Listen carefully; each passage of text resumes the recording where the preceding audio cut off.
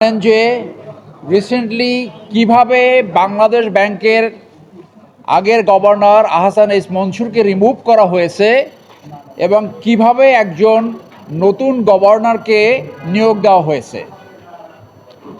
এই রিমুভাল প্রক্রিয়া এবং নতুন নিয়োগকে আমাদের সহকর্মী অ্যাডভোকেট আব্দুল্লাহ আল মামুন চ্যালেঞ্জ করেছে, কেন এইটা অবৈধ হবে না।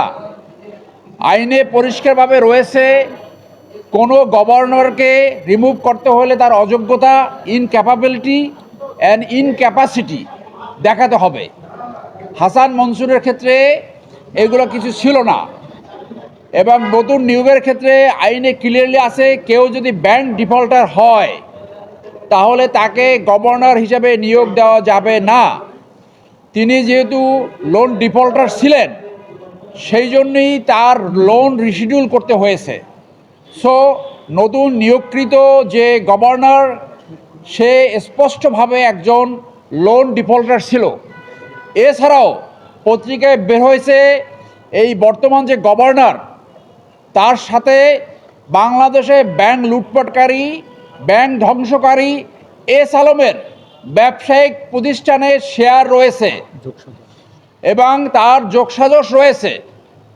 ধারণা করা হয় এস আলম ম্যানিপুলেট করে তাকে এইখানে গভর্নর হিসেবে নিয়োগ করতে সমর্থ হয়েছে।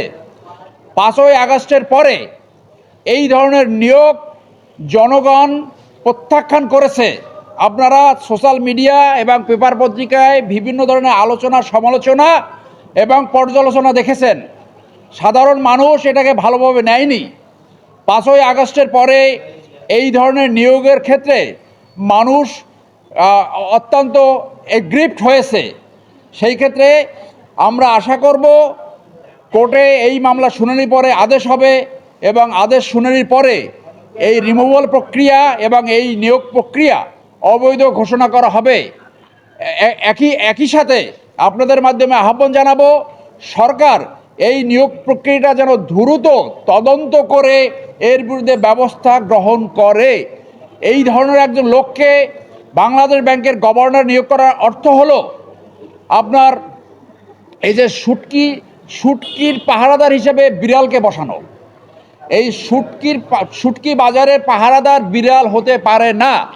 তিনি বাংলাদেশ ব্যাংকের গভর্নর হওয়ার সাথে সাথে কোনো একটি ব্যাংকে 1000 কোটি টাকা ইতিমধ্যে সেখানে দিয়েছেন এবং আরও জানা যায় তার বাবার একটা ইন্ডাস্ট্রি, সেই ইন্ডাস্ট্রিতে সে 800 কোটি টাকা লোন দেওয়ার ব্যবস্থা করেছেন।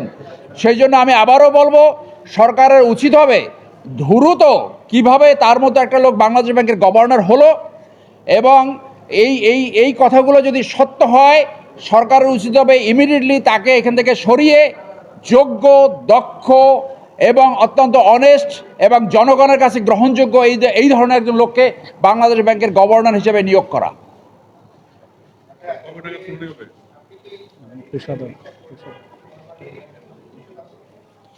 আমি মনে করি যদি আইনের শাসন থাকে, যদি ল প্রিভেইল করে তাহলে ডেফিনেটলি এটা ভবিষ্যৎ রয়েছে।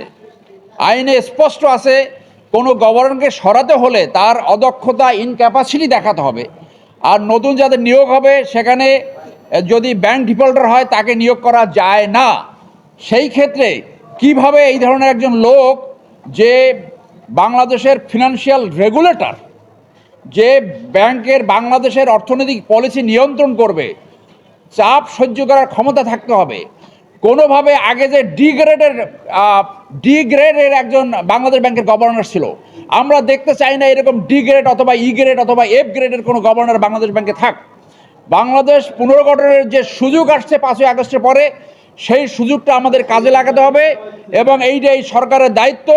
এই সুযোগের অর্থ হলো যে সমস্ত সাংবিধানিক প্রতিষ্ঠান রয়েছে, যে সমস্ত বড় বড় প্রতিষ্ঠান রয়েছে সেখানে অবশ্যই যোগ্য, দক্ষ, সৎ এবং যারা ডেলিভার করতে পারে সেই ধরনের লোককে এখানে নিয়োগ দিতে হবে।